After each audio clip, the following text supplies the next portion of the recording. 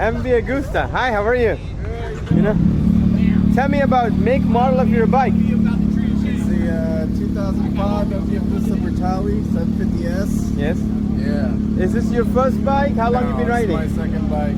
Been riding since I was a teenager. I'm 47 now. So Okay. yeah, been riding a while. So this is bike number what?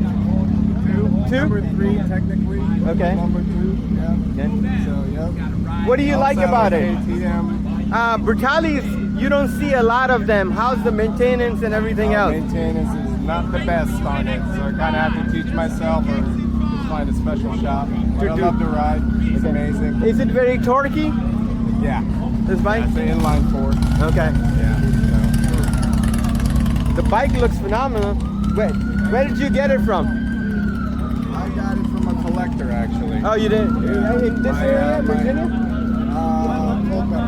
In Culpeper? Okay. Good. My 18-year-old son bought it instead of my 44-year-old son. Yeah. I like the helmet. It's got some design on it. Ride helmets are really nice. You know what I mean? You know? Nice gloves. You know? This is my channel. I'll put you over there. If you scan it, it will pop up.